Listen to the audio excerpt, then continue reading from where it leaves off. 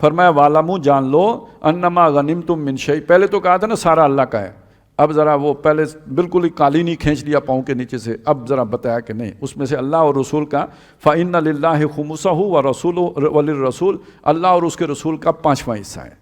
یعنی 20% ان کا ہے، باقی 80% قافلے والے جو لشکر والے ہیں ان کا ہے، اور جو رسول کا ہے وہ رسول گھر لے جائیں گے نہیں، وَلِذِي الْقُرْبَى رسول کے رشتہ داروں کا ہے، وَالْيَتَامَى عام یتیموں کا ہے، وَالْمَسَاکِین اور محتاجوں کا ہے، وَابْنِ السَّبِیل اور مسافروں کا ہے۔ اچھا اسی میں پھر بعد میں مال فے بھی جو جتنا ہوتا تھا اس میں بھی 5% یعنی وہ 20% یہی ہوتا تھا خمس، وہ یہ رسول کا یعنی بیت المال کا، اور وہاں سے رسول کے جو رشتہ دار ہیں اور وہ سارا کوئی معدنیات نکلے، زمین سے کوئی خزانہ نکلے، اس میں سے خمس ان کا ہوگا۔ یہ تھا وہ قانون جس کے ہوتے ہوئے حضور صلی اللہ علیہ وسلم نے فرمایا کہ یہ جو میرے رشتہ دار ہیں یعنی بنو ہاشم، ان پر جو ہے نا زکوٰۃ ان کو نہیں دی جائے گی، انہیں زکوٰۃ دینے کی اب کیا ضرورت، جنہیں یعنی 20% مل رہا ہو، 2.5% کو کیا کریں گے وہ، انہیں تو 20% مل رہا ہے، اور مال غنیمت میں سے مل رہا ہے، خزانوں میں سے مل رہا ہے جو زمین سے نکلے ہیں، جو مال فے ہے اس میں سے مل رہا ہے، بیت المال میں کی جو انفلو ہے اس میں سے گویا 20% سارا ان کے پاس جا رہا ہے، تو وہ ان کے پاس تو اتنی دولت آ رہی ہے تو انہیں زکوٰۃ نہیں دی جائے گی۔ یہ تھا اصل بات۔ اور پھر بعد میں جو ہے اصل میں یہ تھوڑا سا میں اس لیے بیان کرنا چاہتا ہوں کہ یہ ایک مسئلہ ہے، آج بھی لوگ کہتے ہیں نا کہ وہ بنو ہاشم پہ زکوٰۃ نہیں لگتی، تو اس کی میں تھوڑا بیک گراؤنڈ آپ کو بتا دوں کہ وہ وجہ کیا تھی جس میں نبی صلی اللہ علیہ وسلم نے وہ بات فرمائی تھی۔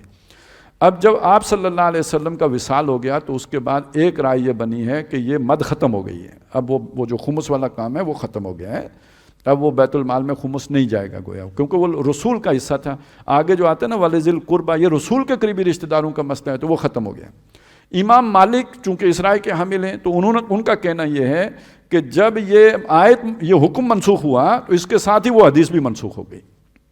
جس حدیث میں بنو ہاشم کو زکوٰۃ دینے سے روکا گیا ہے وہ حدیث اس حکم کے منسوخ ہونے کے ساتھ ہی منسوخ ہو گئی، کیونکہ وہ اس کے تابع تھی۔ امام مالک کا قول یہ ہے۔ باقی یہ کہ دوسری جو رائے ہے کہ نہیں یہ حکم آج بھی موجود ہے، کیونکہ یہ تو بیت المال میں جانا تھا اور بیت المال سے آگے جانا تھا، تو پھر اس کا نتیجہ کیا نکلنا چاہیے، اصلاً اگر کوئی بھی ایک اسلامی حکومت ہو تو وہ 5واں حصہ مخصوص کرے گی تمام، یعنی جو تیل نکلا ہے، جو سعودی عرب کا سارا تیل ہے، یا جو سونا نکلے، یا جو آپ کا جو کوئلہ جو بھی معدنیات نکلے، اس میں سے جو قومی خزانے میں آئے گا اس میں سے 5واں حصہ مخصوص کس کے لیے کرنا پڑے گا، یہ جو نبی صلی اللہ علیہ وسلم کے جو رشتہ دار ہیں پھر ان کے لیے مخصوص کرنا پڑے گا، پھر ان کو زکوٰۃ آپ نہیں دیں گے۔ لیکن اگر ان کو آپ زکوٰۃ نہیں دیتے اس میں کہ نہ خمس دے رہے ہیں اور نہ زکوٰۃ دیں تو وہ کدھر جائیں گے آج؟ اس لیے جو پہلا خلیفہ تھا عباسیوں کا ابو العباس، وہ فقیہ بھی تھا، اور اس نے یہ سب سے پہلے کہا تھا کہ بنو عباس آپس میں ایک دوسرے کو دے سکتے ہیں، دوسرے کی نہیں لے سکتے، آپس میں ایک دوسرے کی لے سکتے ہیں۔ اسی طرح ایک علوی جو فقیہ تھا وہ امام اس میں فقہ جعفریہ میں زید نام تھا شاید ان کا، لیکن وہ حضرت علی رضی اللہ تعالیٰ عنہ کی وہ اولاد جو غیر فاطمی اولاد ہے یعنی علوی تھے آوان، وہ بھی بہت بڑے فقیہ تھے، انہوں نے بھی یہی فتویٰ دیا کہ اب بنو ہاشم آپس میں ایک دوسرے کو دے سکتے ہیں۔ اور یہ جو ہمارے حنفی حضرات ہیں جو آج جن کا مفتہ بہی قول یہی ہے کہ کسی جو ہے نا بنو ہاشم کا آپس میں بھی زکوٰۃ نہیں لگتی، زکوٰۃ لے ہی نہیں سکتے، یہ ان کے ہاں جو یعنی امام ابو حنیفہ کے بعد یعنی امام ابو یوسف ان کا بہت بڑا مقام ہے، ان کے قول کو بھی یہ فتوے کا درجہ دیتے ہیں، لیکن اس معاملے میں پتہ نہیں کیا ان کی کتاب الاملاء ہے اس میں ان کا قول موجود ہے کہ بنو ہاشم آپس میں ایک دوسرے کو زکوٰۃ دے سکتے ہیں۔ اس سب کے بھی ہوتے ہوئے بہرحال آج جب بھی آپ کسی سے پوچھیں تو وہ یہی بات کہتا ہے جی نہیں لگتی، لیکن یہ کہ بہرحال میں نے یہ چاہا کہ یہ معلومات آپ کے سامنے آ جائے۔ سب سے پہلی بات یہ ہے کہ اگر ان کا خمس میں حصہ نہیں ہوگا تو آپ سوچیں پھر وہ زکوٰۃ جس مقصد کے لیے ہے تو وہ تو مقصد وہ بھوکے مریں کیا،